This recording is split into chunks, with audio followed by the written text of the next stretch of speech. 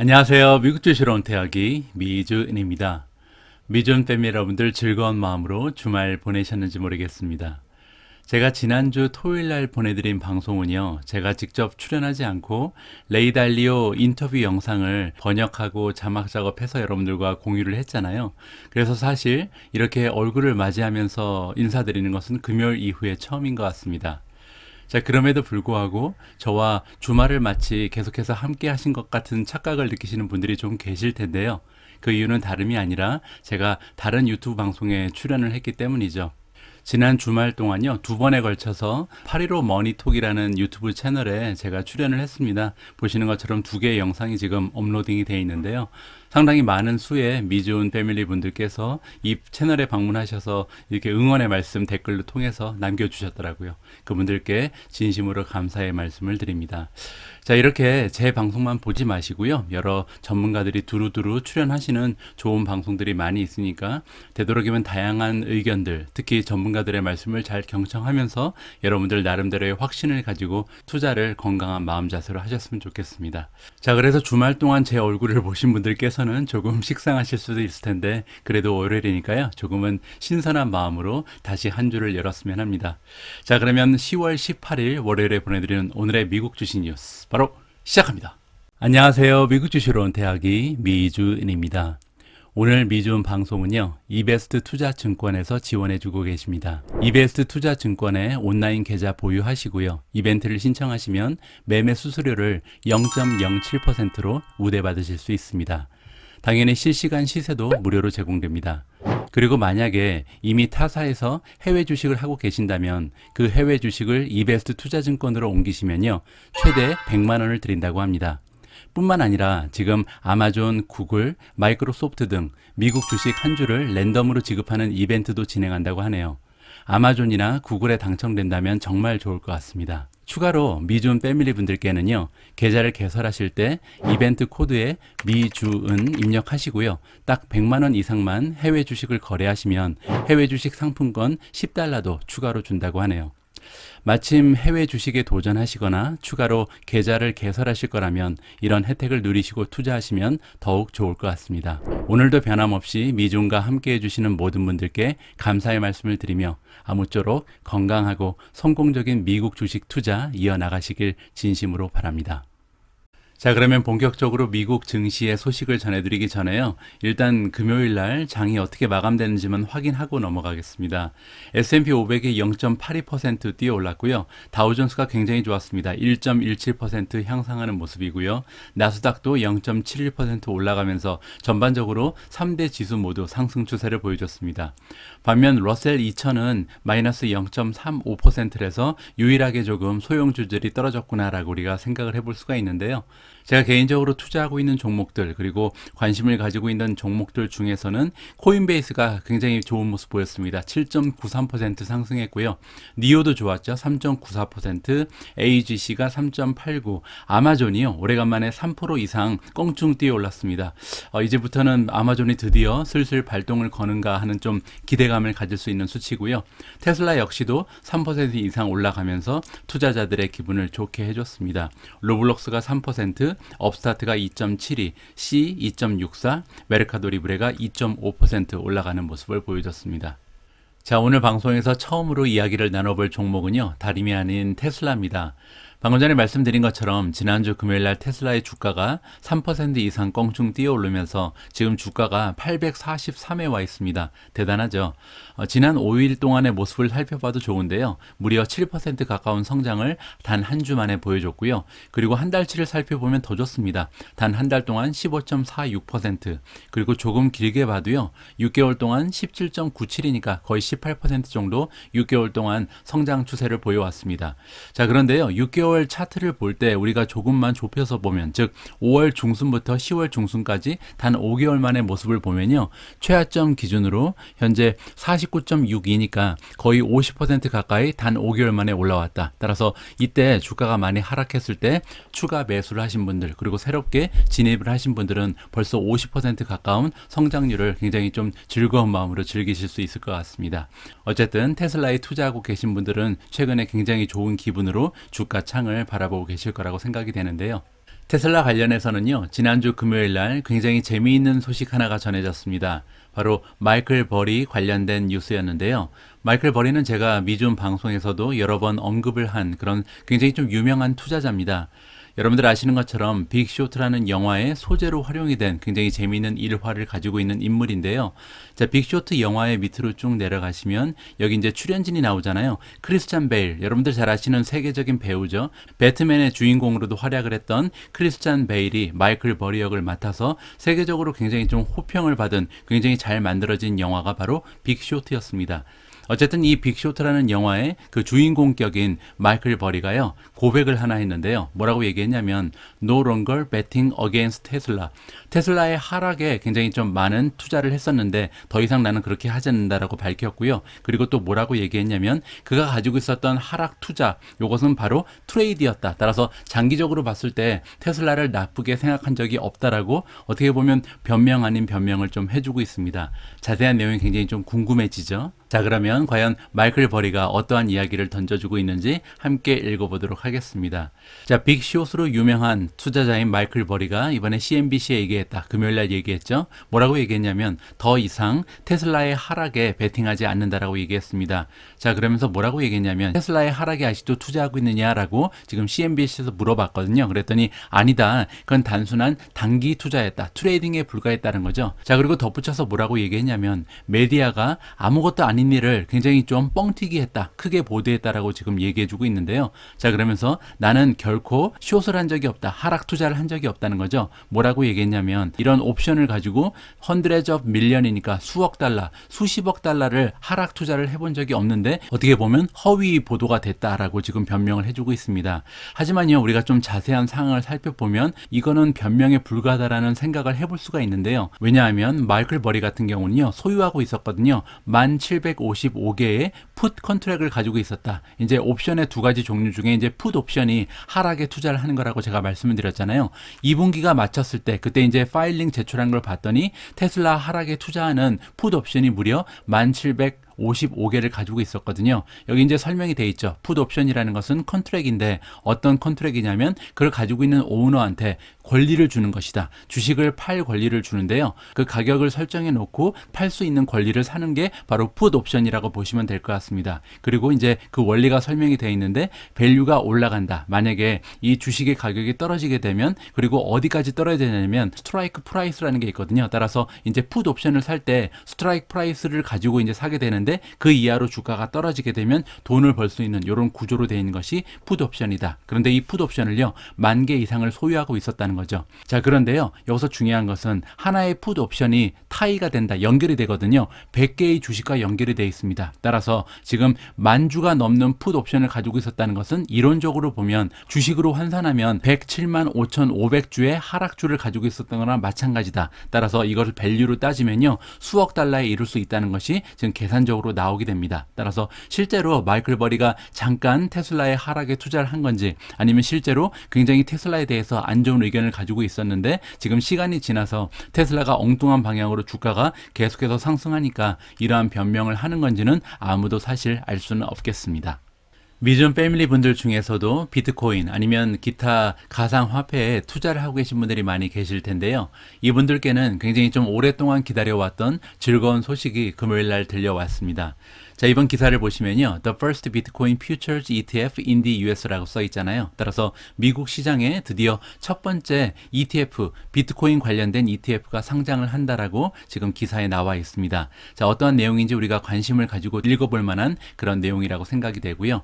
The ProShares Bitcoin Strategy ETF 이름인 것 같고요. 자, 이 ETF가 노출을 해줄 것이다. 어디에 노출을 해주냐면 비트코인 퓨처 컨트랙에 노출을 해주는데 but not이니까 스폿 마켓은 아니다라고 지금 써 있죠. 자, 그리고 이번에 티커 네임 같은 경우는 BITO라고 적혀 있습니다. 자, 그런데 지금 여기 보시면요, 비트코인 퓨처 컨트랙 그리고 스폿 마켓이라는 말이 나오는데요. 일단 한국말로는 스폿 마켓은 현물 시장, 퓨처 마켓은요 선물 시장이라고 부르는데 오늘 방송에서는 이 둘의 차이점에 대해서 간단히 공부를 하고 넘어가도록 하겠습니다. 우리가 이제 물건을 구입하고 결제를 할 때요, 이 결제 방식을 시기에 따라서 크게 세 가지로 분류를 할 수가 있는데요. 첫 번째는 이제 물건을 구입하면서 결제를 동시에 하는 방법이 있죠. 가장 이제 보편적이죠. 그리고 이제 두 번째는 물건은 미리 받고요. 결제는 나중에 돈이 생기면 하는 방법이 있습니다. 자, 마지막으로 결제를 미리 하고요. 물건은 나중에 받는 특이한 방법이 있죠. 자, 여기서 물건을 구입하면서 바로 결제하는 방식을 현물 거래라고 우리가 부르고요. 두 번째로 물건을 먼저 받고 결제를 나중에 하는 방식을 신용 거래라고 부릅니다. 이 신용 거래는 전문 용어로 외상이라 그러죠. 자, 그리고 마지막 방식, 지금 결제만 하고 물건을 나중에 받는 방식을 우리가 선물 거래라고 부른다. 이렇게 이해하시면 될 것 같습니다. 자, 이렇게 결제를 먼저 하고 물건을 나중에 받는 선물 거래가 생겨나게 된 이유가 굉장히 재밌는데요. 우리가 이제 날씨나 아니면 자연재해 영향으로 인해서 수확량이 큰 차이를 보일 수 있는 농산물이 있잖아요. 이 농산물 가격 같은 경우는 어떨 때는 너무 치솟아서 이 농산물을 이용해서 사업을 하는 사람들, 비즈니스를 하는 뭐 식당 같은 데죠. 이런 레스토랑 같은 사람들은 이 피해를 입게 되고, 어쩔 때는 또 가격이 너무 떨어져서 농부들이 피해를 입게 되는 일이 굉장히 좀 빈번하게 발생할 수가 있습니다. 자, 그래서 이런 폐단을 방지하기 위해서 만들어낸 아이디어가 선물 거래다. 우리가 그렇게 이해를 해볼 수가 있는데요.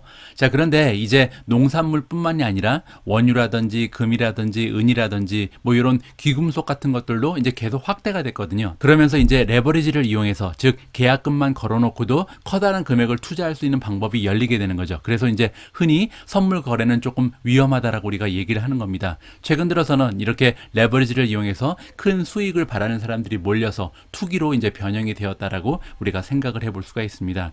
자, 어떻게 보면 정말 좋은 의도로 만들어졌는데 악용이 되고 있다. 이렇게 우리가 생각을 해볼 수가 있겠죠.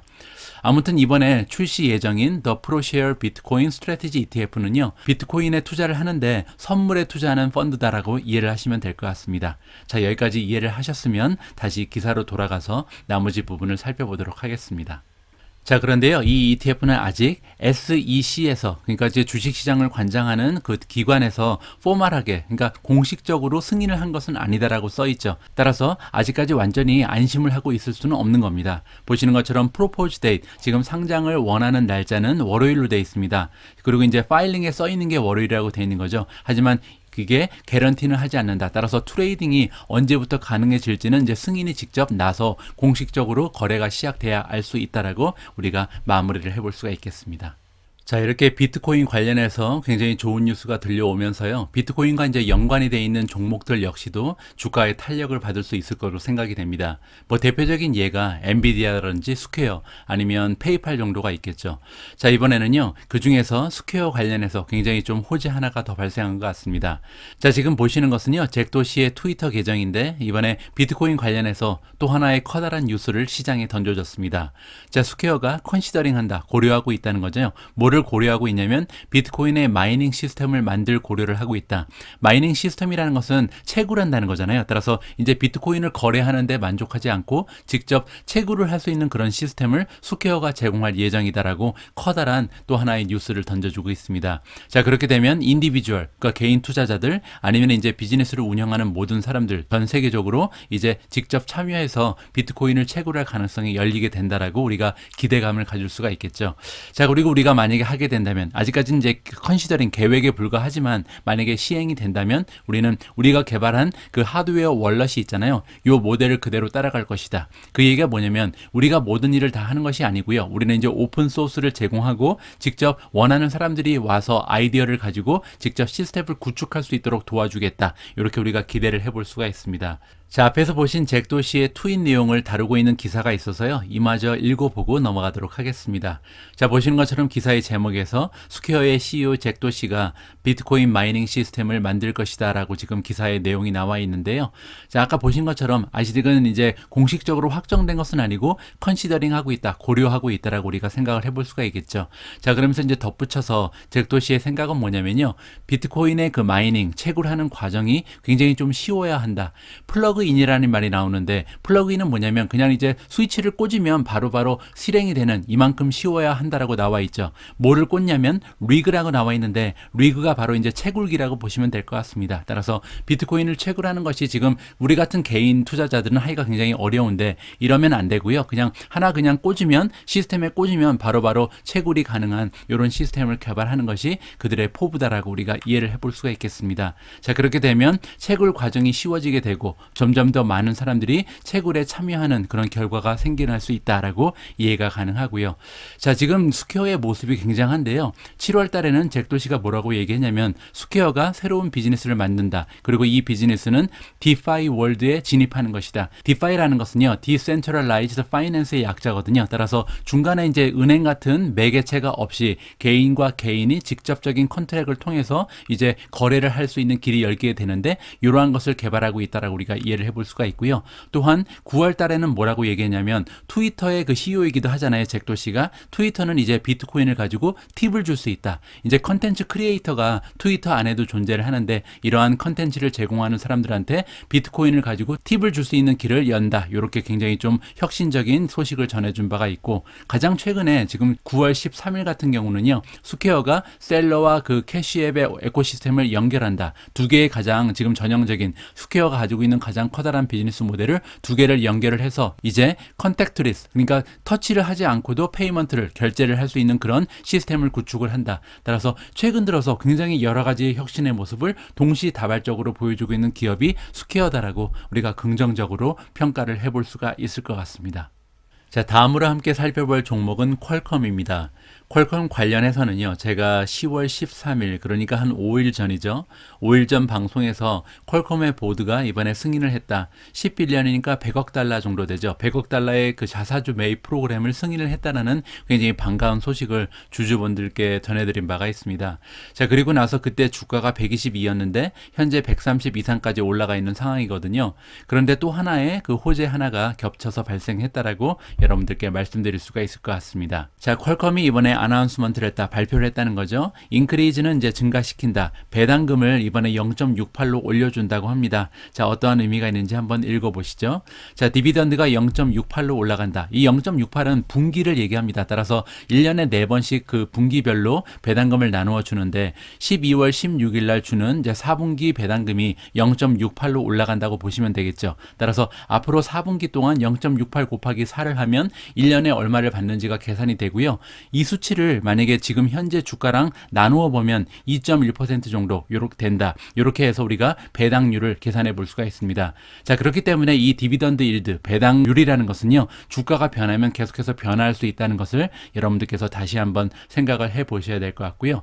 자, 퀄컴의 2.1%라는 배당률은요, 지금 인더스트리 에버리지, 그 반도체 주식의 평균보다 높은 편이다. 따라서 좋은 배당주라고 얘기를 해주는 거죠. 자, 여기 조금만 더 보시면 임프레시브 디비던드 일드는 좋은 것이다. 따라서 지금 2.1%가 전체 반도체 산업에서 좋은 편이라고 얘기를 했잖아요. 자, 이렇게 배당률이 높다는 것은 굉장히 좋은 소식이긴 한데 하지만 중요하지 않을 수도 있다라고 나와 있죠. 만약에 이 페이먼트를 계속해서 해줄 수 없다면, 따라서 배당률이 높다고 무조건 좋은 것은 아니다. 왜냐면 서스테인 할 수 없다면, 앞으로도 지속적으로 비슷한 금액 그리고 1년에 한 번 정도 배당금을 올려줄 수 없다면 중요하지 않다라고 나와 있죠.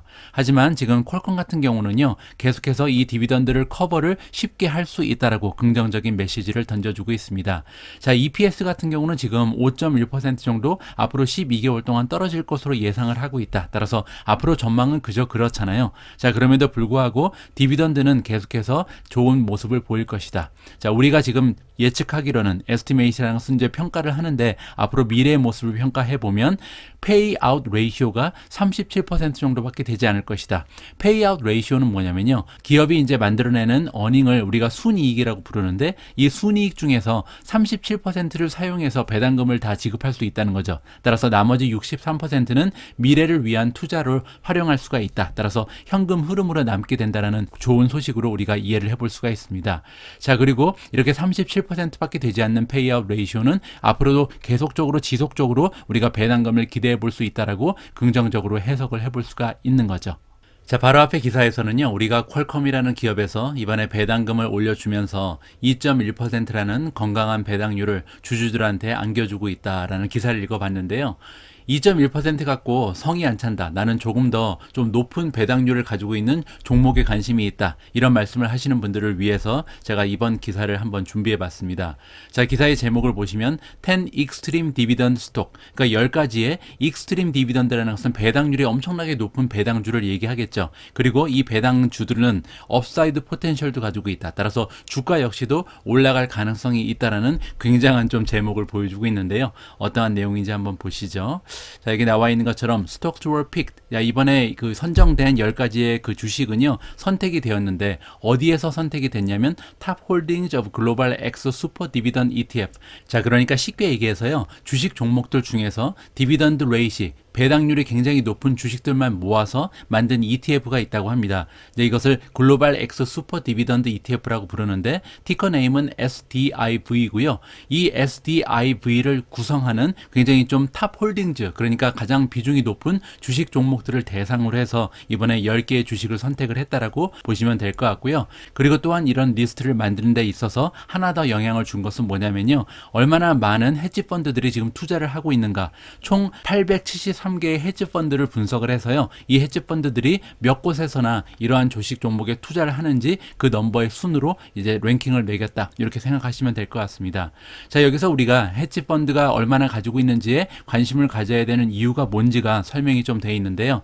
인사이더 먼키즈 리서치에 따르면 이 기사를 쓴 투자 기관의 이름이 인사이더 먼키즈거든요. 따라서 인사이더 먼키가 진행한 리서치 결과에 따르면요, 헤지 펀드가 가지고 있는 1년의 그 기업들의 그 주가를 보면 S&P 500의 평균 그 퍼포먼스보다 훨씬 더 좋은 추세를 보였다.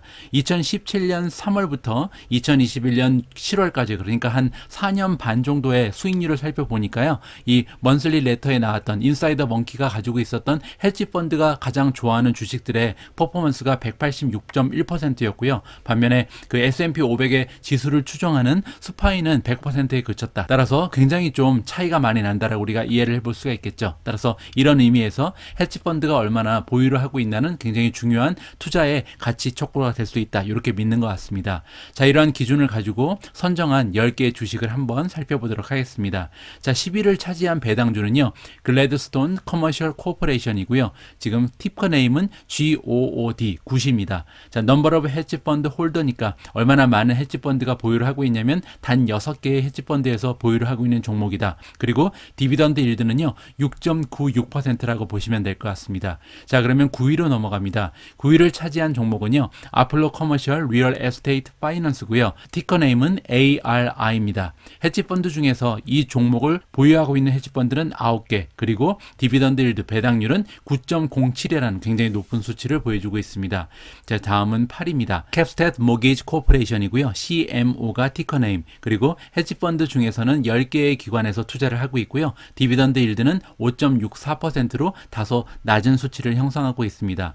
자, 7위를 차지한 종목은 STWD인데요. 스타우드 프로퍼티 트러스트라고 보시면 될 것 같고요. 헤지 펀드 중에서 11곳에서 투자를 하고 있다. 그리고 배당률은 7.54%를 보여주고 있습니다.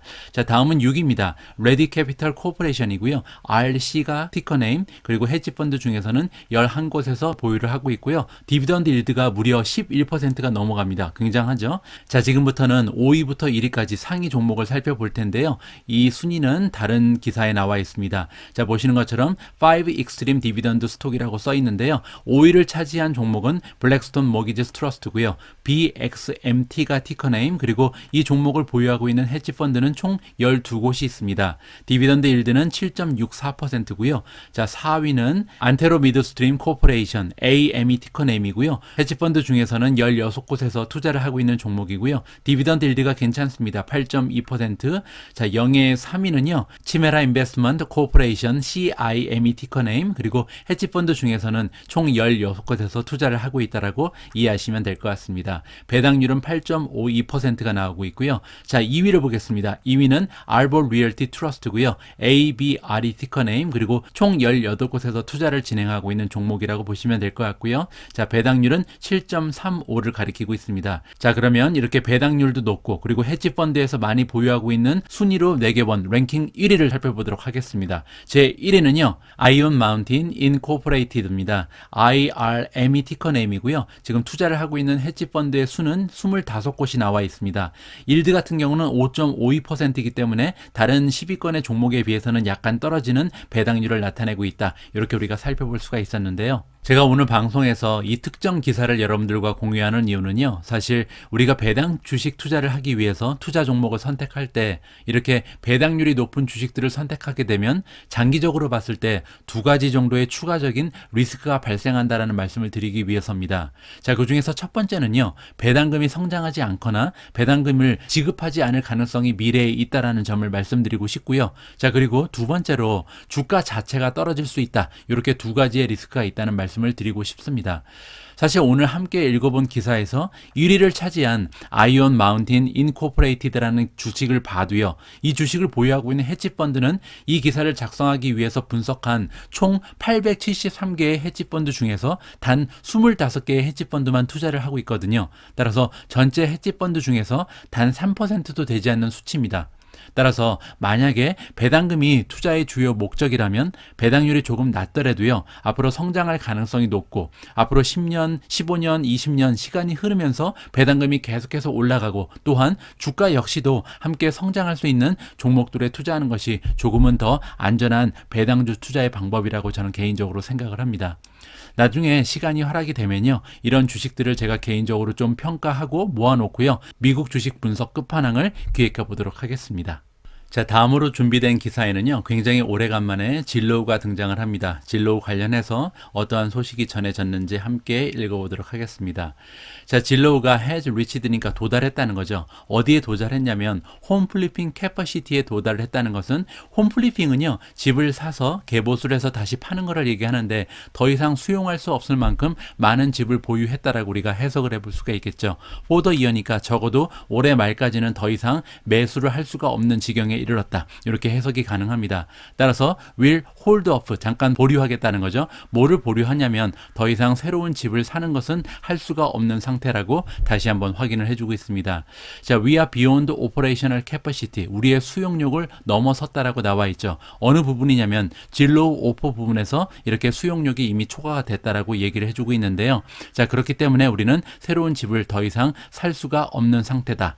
자, 이 기업은 진로우라는 기업은요. 원래 리얼 에스테이트는 이제 부동산이죠. 부동산 플랫폼 기업인데 원래는 이제 제스티메이시라는 것으로 굉장히 유명하다라고 나와 있죠. 제스티메이시라는 것은 이제 각 그 프로퍼티 부동산의 가치를 측정을 해주는 거잖아요. 그리고 이러한 많은 부동산들이 이 플랫폼에 들어와서 자기들이 판매하거나 아니면 렌트하는 부동산들을 올려놓게 되죠. 거기에서 이제 광고비를 창출하는 방식으로 돈을 버는 이러한 매출 구조를 가지고 있는 것이 진로우라고 생각을 해볼 수가 있는데요. 최근 들어서는 이제 새로운 비즈니스 모델이 올라왔는데 그 부분이 뭐냐면 집을 사서 그리고 나서 이제 make light repairs니까 간단한 개보수를 진행하고 그러고 나서 다시 판매하는 이러한 비즈니스 형식을 가지고 있다. 이것을 이제 우리가 진로우 오퍼라고 보는 거죠. 이 진로우 오퍼는요. 넓게 봐서는 아이바잉이라고 합니다. 이러한 방식의 비즈니스 모델을 얘기하는 건데 아이바잉으로 굉장히 유명한 기업이 바로 오픈도어다. 이렇게 우리가 해석을 해볼 수가 있고요. 자, 그리고 최근 들어서 이 아이바잉을 진행하는 진로우라는 기업은 페이스 맞이하고 있다. 뭐를 맞이하고 있냐면 굉장히 좀 디맨드가 따라서 이러한 그 진로우 오퍼를 통해서 집을 사고자 하는 사람들이 굉장히 많다는 거죠. 그리고 또한 어려운 점이 하나 있는데 굉장히 좀 부족하다. 일할 사람이 부족하다는 거죠. 집을 사서 개보수를 해서 다시 팔아야 되는데 이 개보수를 할 만한 인력이 모자르다. 이렇게 우리가 이해를 해볼 수가 있습니다. 따라서 지금 사놓은 집들도 굉장히 많기 때문에 백로그가 넘쳐난다. 따라서 지금 보유하고 있는 집들을 빨리 개보수를 해서 판매를 해야 되는데 이것마저도 지금 밀려있는 상황이라고 우리가 생각을 해볼 수가 있겠죠. 그렇기 때문에 새로운 집을 살 수는 있는 여력이 없다라고 정리가 가능합니다. 자, 이러한 그 상황이 들려가면서 오픈도어 테크놀로지, 그러니까 가장 강력한 지금 경쟁 상대인데 이 오픈도어 같은 경우는 베네핏, 혜택을 받을 가능성이 있다는 거죠. 이렇게 진로에서 집을 추가로 살 수도 없고 그리고 가지고 있는 그 집들을 개보수하는데도 어려움을 겪는다면 상대적으로 오픈도어가 여기에서 반사 이익을 받을 가능성도 있다라고 기사에서 설명을 해주고 있습니다. 뭐 저 같은 경우는 진로우 그리고 오픈도어에 모두 투자를 하고 있기 때문에 이런 기사는 굉장히 좀 긍정적으로 해석을 해보고 싶습니다. 자, 다음으로 함께 읽어볼 기사는 반도체 관련된 소식을 준비해 봤는데요. 반도체 종목들 중에서도 반도체 장비를 만드는 이러한 기업들에 관련된 즐거운 소식을 함께 읽어보도록 하겠습니다.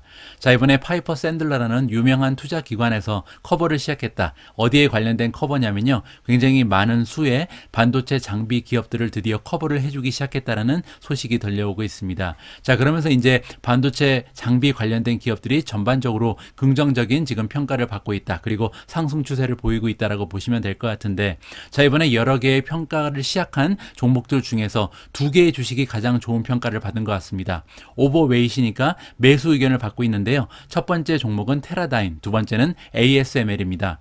자, 테라다임 같은 경우는 사실 반도체 장비 기업이라고 보기보다는 테스팅 기업이라고 보는 것이 정확하고요. 티커 네임은 TER입니다. 자, 두 번째는 최근 들어서 우리가 공부를 많이 해본 ASML이라는 종목이죠. 이 두 종목을 가장 좋게 보는 것 같고요. 자, 반면에 어플라이드 머티리얼, 램 리서치, KLA, 팀블 이렇게 네 종목은요. 뉴트럴, 즉 보유 의견을 받고 있습니다. 중립적인 의견을 받고 있다. 따라서 테라다임과 ASML을 가장 좋은 평가를 해주고 있다. 이렇게 정리가 가능합니다.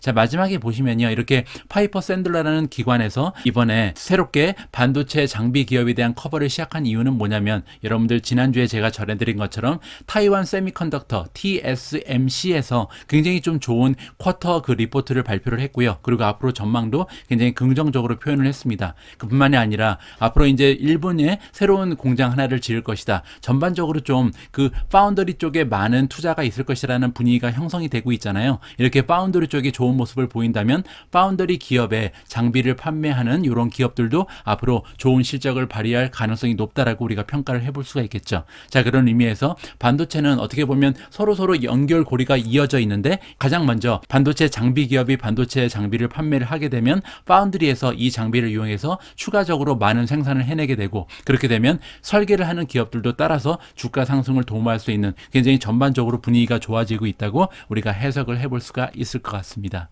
지난주 토요일 날 제가 여러분들께 공유해드린 영상의 내용은요, 레이 달리오라는 굉장히 유명한 투자자의 인터뷰 영상이었습니다.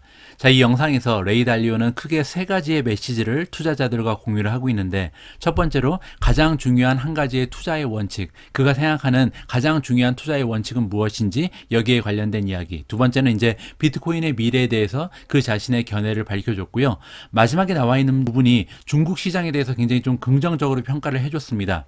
자, 그런데 저는 개인적으로 중국 시장은 조금 불안하다는 생각이 굉장히 많거든요. 따라서 중국 시장에 굉장히 집중적으로 투자하는 것은 리스크가 너무 크다고 판단을 하고 있고요. 대신 만약에 우리가 주식 시장에 약간의 투자금을 투여를 한다면 그 중에서 가장 좀 긍정적인 모습을 보이는 섹터는요, 개인적으로 전기차라고 생각을 합니다. 자, 이번 기사를 보시면요, 제가 개인적으로 가지고 있는 전기차 그 중국 기업의 투자의 논리가 어느 정도 좀 맞아떨어지는 부분이 있어서 여러분들과 잠시 살펴보고 넘어가도록 하겠습니다. 자, 기자의 제목을 보시면 엑스펜 그리고 니오가 이번에 빅데이를 끌고 있다. 그 차이나 쪽에서 실적이 많이 올라가면서 좋은 주가의 흐름을 보이고 있다라고 나와 있는데요. 엑스펜 같은 경우는 금요일날 8.7%, 리오토가 4.8%, 니오도 4.5%, 전반적으로 전기차 종목들이 굉장히 좋은 주가의 흐름을 보여줬습니다. 자, 이렇게 중국의 전기차 기업들이 전반적으로 좋은 주가의 흐름을 보여준 이유는 무엇인지 여기에 대한 질문이 던져져 있는데요. 자, 그 첫 번째 이유는 투자자들이 인식을 하고 있다. 뭐를 인식하고 있냐면 중국 브랜드를 단 그 전기차 기업들이요, 전반적으로 시장 점유율이 올라가고 있다는 것을 눈치를 챘다. 이렇게 이해를 해볼 수가 있습니다. 어디에서 그러냐면 중국 마켓에서 그렇다는 얘기죠. 제가 지난주에 여러분들과 공유한 기사 내용 중에서요, 테슬라의 중국 실적 관련된 보도가 있었습니다. 이 내용을 기억하시는 분들이 많이 계실 텐데, 테슬라가 9월 달에 굉장히 좋은 중국 실적을 발표했죠. 반면에 그 일본 기업은 굉장히 낮은 실적을 상대적으로 보여줬습니다. 그뿐만이 아니라 그 독일차 기업도 마찬가지였죠. 그런데 전반적으로 중국 쪽의 전기차 기업들은요, 최근 들어서 그 성장세가 지속적인 모습을 보여주고 있고, 작년 대비 그리고 그 전분기에 비해서도 굉장히 좋은 활약을 보여주고 있습니다. 따라서 일본 기업 그리고 독일 기업들의 그 시장 점유율이 점점 낮아지고 테슬라와 중국 전기차 기업들이 좋은 모습을 지속적으로 보여줄 가능성을 우리가 엿볼 수가 있게 되는 거죠. 자, 두 번째 투자 논리가 여기 나와 있는데요. 자, 지금 지금부터 살펴보실 내용은요, 굉장히 오랫동안 우리가 가지고 있었던 투자의 논리였다라고 RBC 캐피탈 마켓의 애널리스트 조 스팍이 알려주고 있습니다. 자, 이 전문가에 따르면요, 중국 정부에서요, 전기차 기업들, 전기차를 하나의 수단으로 활용할 것이다. 어떠한 수단이냐면 중요한 역할을 하는 플레이어가 되기 위해서 어느 부분에 서냐면 자동차 산업에서 그렇다는 얘기입니다. 중국 정부는요, 상당히 오랫동안 중국이 자동차 산업에서 강자가 되기를 꿈꿔왔습니다. 그런데 실상 뚜껑을 열어보면 일본이라든지 유럽 쪽에 비해서 상당히 시장 점유율이 약했던 것이 사실이잖아요. 따라서 지금 전기차 쪽으로 넘어가는 추세를 이용해서 우리가 자동차 산업을 꽉 잡겠다라는 굉장히 커다란 포부를 갖고 있는 것이 중국 정부거든요. 따라서 기타 테크 기업에 비해서 상당히 정부의 규제를 받지 않을 가능성이 높고 게다가 지원도 활발하게 펼쳐질 가능성이 높다는 것이 하나의 투자의 논리가 될 수 있다. 이 부분은요, 저도 전적으로 좀 동의를 하는 부분이고 그렇기 때문에 제가 니오라는 주식을 보유하고 있는 하나의 투자 원리가 되고 있다. 이렇게 정리를 해드릴 수가 있을 것 같습니다. 자, 오늘 준비된 기사는 여기까지고요. 지금부터는 오미진님과 함께 준비한 비디오 클립을 설명을 드릴 텐데요. 오늘 영상에는 총 2명의 전문가가 등장을 합니다. 한 분께서는 지금부터 미국 주식의 랠리가 새롭게 시작된다. 앞으로 굉장히 긍정적인 모습을 기대할 수 있다라고 의견을 펼치고 있고요. 자, 두 번째 등장하는 전문가 입장을 보시면 아니다, 그렇지 않다. 굉장히 많은 악재가 기다리고 있고 앞으로 좋은 주가의 상승을 기대하기는 조금 어려움이 있다라는 상반된 의견을 동시에 들어볼 수 있는 좋은 기회를 마련했습니다. 자, 월요일 방송 끝까지 함께 해주신 모든 분들 감사드리고요. 내일은 조금 더 컨디션 올려서 좋은 방송으로 보답할 수 있도록 하겠습니다. 우리 모두가 미국 주식 투자로 은퇴하는 그날까지 다 함께 화이팅입니다. 행복한 하루 되세요. 감사합니다. Because you are Mr. All-In, and you've been the most bullish guy on the whole show. This week was made for you, my friend. I'm enjoying it, Scott. I'm enjoying it. I'm also enjoying those digs at Steve. That was very well done. Look, let's keep this simple. I think there are two very important forces at work here. One, Delta has peaked, and I can't understate how important that is. That means children go back to school, parents go back to work. Parents go back to work in places like the ports of Los Angeles and Long Beach, helping to unclog that congestion. They go back to work in semiconductor plants in Southeast Asia that we know were hard hit by the Delta variant. These are good things. It doesn't mean the supply chain issues are solved overnight with a snap of a fingers, but it means that this starts to thaw. We're moving in the right direction. The other really important factor is the Fed. And, you know, you and I have discussed this, Scott. We've all discussed this. Okay, the Fed's going to taper, but guess what? For the next 8 months, the Fed is going to be putting liquidity into the financial system, albeit at a lower rate, but they're still going to be swapping cash for bonds, and that is supportive for the market. That's why any correction that we've had has been really no more than 5% overall. 5% Scott, is the number, right? I want to make one more point. 5%, Jim, you mentioned it. That's the number. Yeah, that's it. We're done. We're done with the correction. But I want to make one more point because to me this is very important. And you and I were speaking with Mike Santoli, I forget if it was Tuesday or Monday this week, and I pointed out how unloved this rally is right now, how people are doubting on the reopening trade. Now, I see that in a very specific sense, that the reopening trades, the value, the cyclical names, they usually, this week, they have all surged higher in the open and then they faded into the close. In fact, we discussed that at one day when the market started to fade midday. That's telling me something. That's telling me that a lot of people who got stuck in the first leg of the reopening trade from November of last year to May of this year, they got stuck in it, okay? And they've spent the summer saying, oh my God, what did I do? Now that trade is rallying again. Those weak hands are getting shook out.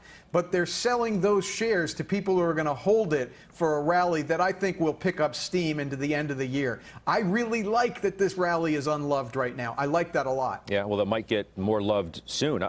Jenny, do you think it will? Is this the week that we're going to look back and we're going to say that's the week that did it? That's the week that did it. No, I don't think so. And this is fun because Jim and I agree on so much, and his points, I know, but listen to me. So Jim's points are all totally solid, but then I see another side of it. And I see not necessarily headwinds, but I see hurdles.